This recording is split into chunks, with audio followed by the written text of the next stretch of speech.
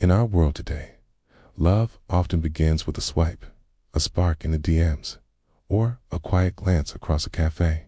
I traveled back a few hundred years to the heart of a medieval village, a candlelit castle, or a plague-ridden town, and things looked very different.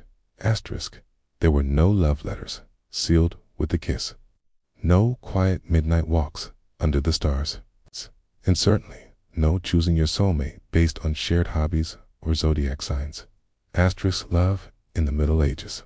It was strategic, complicated, often brutal, and almost never your choice. Asterisk. So tonight, dim the lights. Imagine the flicker of torchlight bouncing off ancient stone walls, and come with me as we explore what dating was really like in medieval times, and why falling in love could be the most dangerous thing of all. Asterisk. Picture this.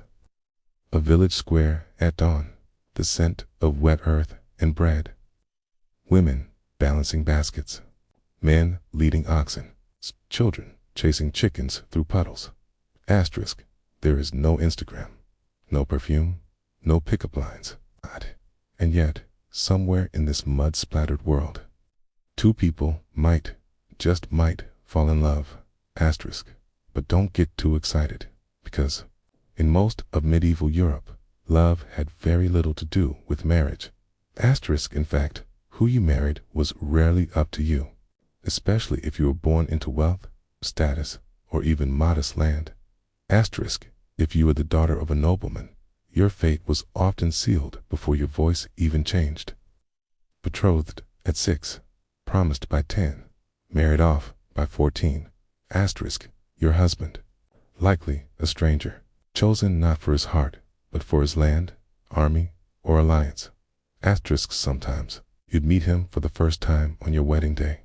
Imagine that. Ceremony surrounded by whispers of politics and power, not affection. Asterisk. And love. Attained later, if at all. Asterisk. Because in the Middle Ages, marriage was less about romance, more about merging resources. Asterisk. It was a transaction, a treaty, a survival tactic. Asterisk. If you were a peasant, things were slightly more relaxed. There were no grand alliances to consider, no kingdoms to unite. But even then, your parents often had the final say. A father might choose your husband based on how many goats his family owned.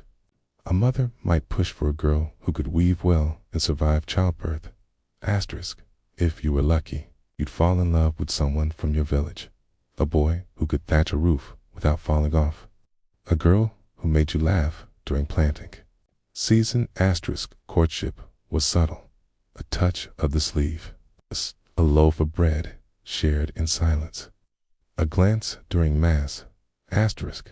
But even this simple love was bound by expectations, dowries, and survival. Asterisk. In noble courts, courtly love was a poetic game. Knights wrote verses for married women. They adored them from afar, a love that was never meant to be fulfilled. Asterisk. It was a fantasy, a distraction from war. But it wasn't real dating. Asterisk. Real dating. That didn't exist. Asterisk. You didn't flirt by candlelight or exchange love notes. You didn't talk for months before deciding. You got a dowry, a witness, and maybe, if you were lucky, a moment alone before your wedding night. Asterisk. And even then, someone might be watching. Asterisk. In many towns, young women weren't allowed out alone. They had chaperones, older women, aunts, or servants to guard their honor. Asterisk. Falling in love outside of a marriage was scandalous, scandalous. Asterisk. For a woman, it could mean ruin. Her reputation gone, her prospects destroyed. Asterisk. For a man, if the affair was with another man's wife, it could mean death. Asterisk. And if a nobleman fell in love with a peasant girl, that was a problem. Unless, of course, he just wanted to use her. Asterisk. Because love, in many cases, was a tool of power. Kings had mistresses. Lords had favorites. And women, especially lower-class women, had little say in what happened. Asterisk. for women. Purity was everything. Asterisk, a girl's virginity was tied directly to her value. It meant she was clean, ready for marriage, worthy of a good bride price. Asterisk, and if she lost that, even through no fault of her own, she might never marry at all. Asterisk, DOWRIES, were the price a family paid to marry their daughter off. Sometimes land, sometimes cattle, sometimes silver coins, tucked in a wooden chest. Asterisk, a bigger dowry meant a better match. But it also meant daughters were burdens, expensive ones. Asterisk, and in poor families, that sometimes meant selling a daughter into servitude or marriage, just to survive. Some regions had truly bizarre customs. In parts of France, it was illegal to get married without the Lord's permission, and sometimes the Lord would invoke droit du seigneur, the supposed right to sleep with the bride on her wedding night before her husband could. Asterisk, though historians debate if this ever really happened. The fear of it certainly did. Asterisk, in other towns, lovers who eloped could be punished by branding, exile, or death. Asterisk, and if a woman was caught cheating, whether willingly or not, she could be shaved, paraded, and humiliated publicly. Asterisk, at its core, marriage wasn't about love. It was about surviving in a brutal world. Asterisk, you needed someone to share the work, to birth children, many of whom might not live, to defend your land, to cook, to sew, to care for aging parents. Asterisk, you needed a partner who wouldn't fall ill in winter, who wouldn't leave you to starve. Asterisk, so love, if it came, was a luxury, and often it came too late. Asterisk, still, even in the dirt, in the duty, even with arranged marriages and forced unions, love found a way. Asterisk, letters have survived words of longing, written on parchment, poems carved into wood, secret gifts exchanged under cloaks. Asterisk, because humans, even then, wanted to be seen, to be chosen, to be known. Asterisk, and sometimes, in the quiet of a shared chore, a glance during prayer, a hand brushed at harvest. Asterisk, love happened. Love in the Middle Ages was rare, but rebellion, that was more common than you'd think. Asterisk, because even in a world chained by rules, religion, and rigid traditions, people found ways to break the mold. Asterisk, let's begin with the church, a key institution that, more than any king or father, had its hands in love's affairs. Asterisk, by the 12th century, the Christian church had declared marriage a sacrament, a holy union, blessed by God. But even this sacred status didn't mean freedom to choose. Asterisk, in fact, it only made things more complicated. Asterisk, suddenly, marrying outside of church laws wasn't just frowned upon, it was heresy. Love was no longer just a family matter. It was a divine contract, and breaking it meant sin. Asterisk, but here's where it gets strange. Kaya, while the church insisted on spiritual purity, they also encouraged celibacy as the ideal. Asterisk, so priests couldn't marry, monks swore off women, and nuns were considered brides of Christ. Asterisk, romantic love, with its touches, its temptations, was seen as dangerous, distracting, earthly. Asterisk, and yet, behind monastery walls and inside convent gardens, forbidden romances blossomed. Asterisk, some monks wrote poetry. Some nuns exchanged letters with men on the outside. Some ran away. Others hid their love in code, burying their feelings in psalms and Latin scriptures. Asterisk, there's a famous letter written by a young nun to her lover, a monk. She wrote of his hands, his voice, the pain of losing him. Asterisk, her words, they could be mistaken for something written yesterday. Love, it seems, was not bound by vows, but not all rebellions were quiet. Some women took control of their destinies in ways the world wasn't ready for. Asterisk, there were heiresses who refused to arrange marriages and held their castles by force. Widows who chose lovers instead of new husbands, and even queens who defied the court by marrying beneath their station. Asterisk. Take Eleanor of Aquitaine, fierce, brilliant, twice married. She left one king, married another, and stirred scandal across Europe with her independence. Asterisk. Then there's Marjorie Kemp, a woman from Norfolk. Though married and a mother of 14, she chose celibacy and claimed divine visions.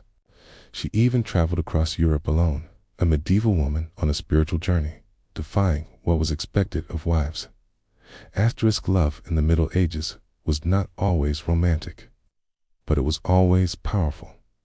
Asterisk. It shaped treaties, caused wars, built dynasties, asterisk, and, sometimes, it led to ruin. Consider Abelard and Heloise. He, a philosopher, she, a student.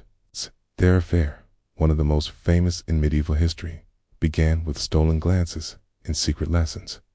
Asterisk. But when Heloise became pregnant, scandal erupted.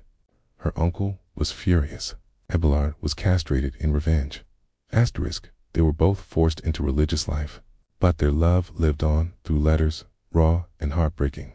Asterisk. Centuries later, those letters are still read, still quoted, because even in tragedy, their love endures.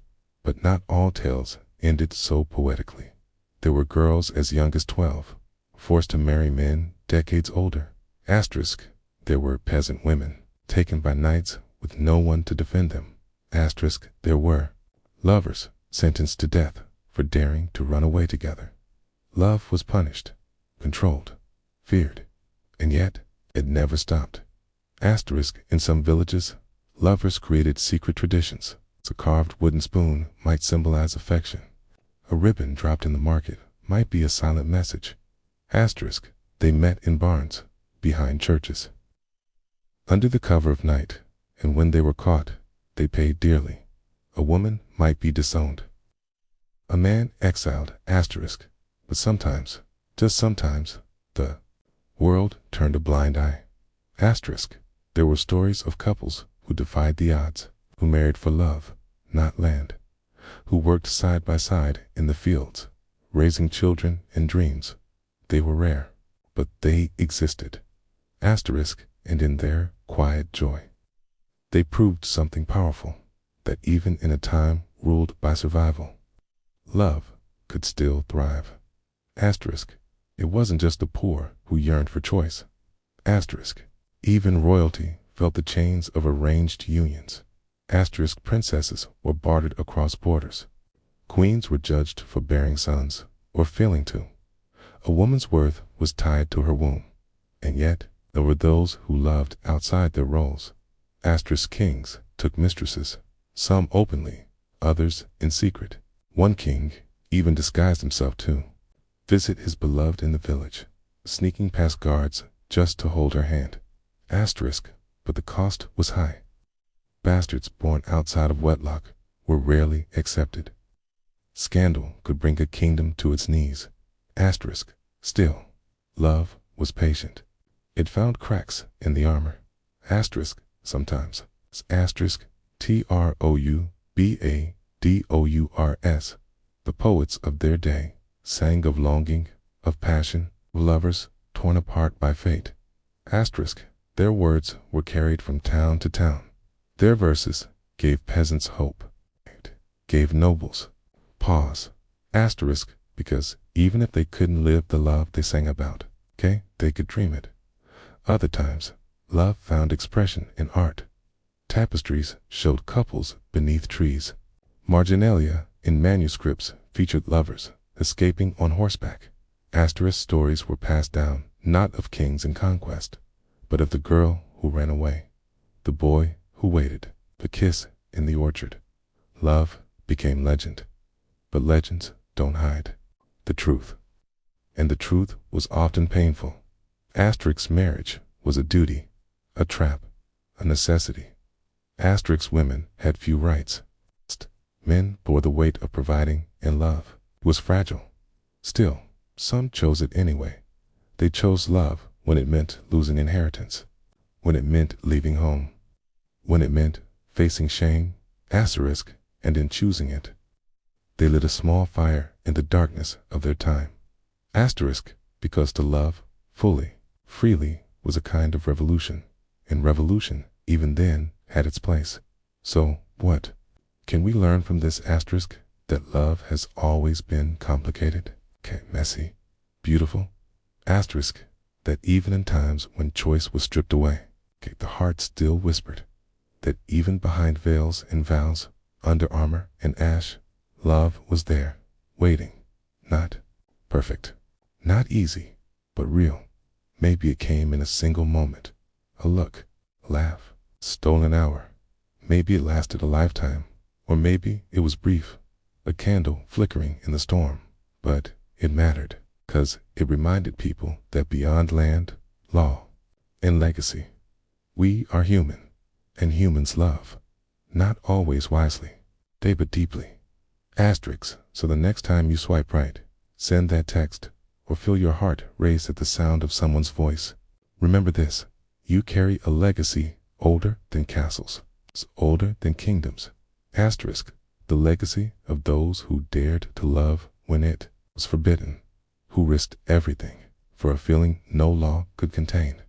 Because, in the end, whether you lived in a palace or a peasant's hut, in a time of plague or peace, love was the one thing that made life worth it, and it still is.